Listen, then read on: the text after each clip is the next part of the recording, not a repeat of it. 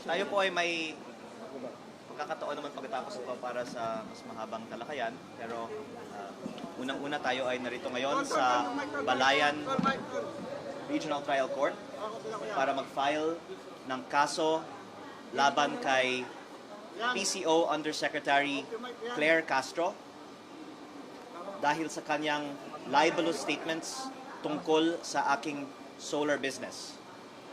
Hindi ko po binenta ang prangkisa dahil wala akong kumpanyang may prangkisa na binenta ko. Ang binenta kong kumpanya ay walang prangkisa.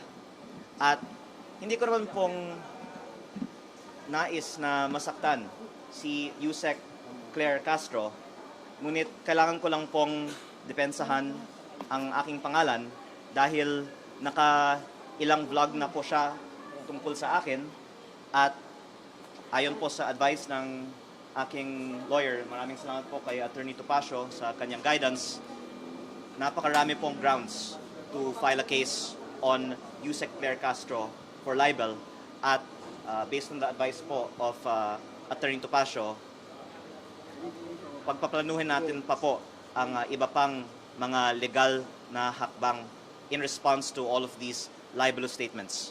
Pero ang pangunahing pakay ko po ay depensahan ang aking pangalan at gusto ko pong linawin sa inyong lahat, wala akong binentang prangkisa.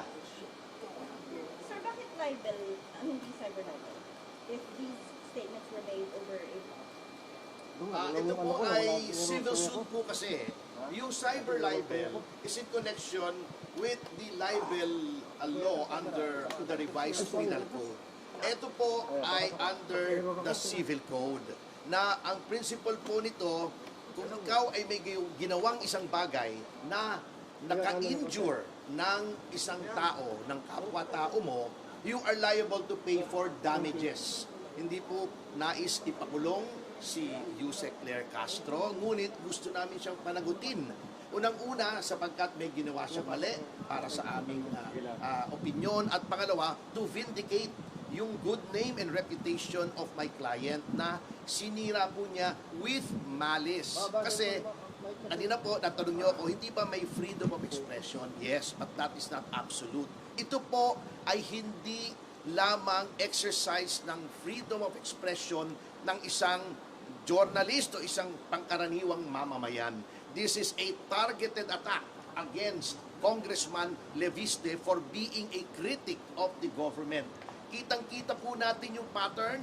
Inumpisahan po ni Ombudsman Boying Remulla na alam po naman natin na utang niya ang kanyang pagiging ombudsman sa pamimilipit at pagbabraso ng Malacanang. Nilabas yung maling issue na binenta daw yung prangkisa at sinundan niya ito bilang spokesman ng presidente. This is a directed and targeted attack to destroy the reputation of a legitimate government critic na nakakasakit na ang kanyang mga expose laban sa Pangulo in the exercise of his duties as an elected public official at membro ng lehislatura, na ang role po, ang primary role ng lehislatura in making laws is to safeguard public funds. Ginagampanan lamang po ni Congressman Leviste ang kanyang role to safeguard public funds sa pangungurakot. Dahil po dyan siya ay siniraan. Hindi na po exercise siya ng freedom of expression. That is a malicious attack. na lang tayo. Yes. Yes. Para makapag-file Yes. na kayo. So, na lang tayo. gusto ko lang pong linawin na we will have more time later Yes, to press oh. conference. Pero ang nais ko lang pong linawin ay nothing personal against anyone in government. Ayoko pong masaktan si Yusek Claire Castro at hindi ko po din kaaway ang administrasyon.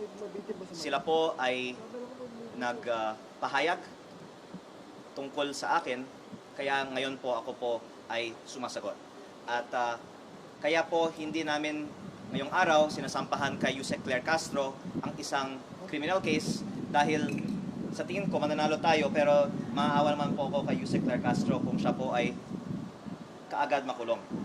Sa tingin ko po, ang ating unang hakbang ay isang civil case. At ito po ay for 110 million pesos in damages na sa tingin natin po, we will win po this case. Maraming salamat po. Thank you. Salamat po sa inyo. SPNEC po ito, no? SPNEC. Kung ikaw, SPNEC. So, in his personal capacity, confirm ko na sorry. yung Sorry, this is my personal.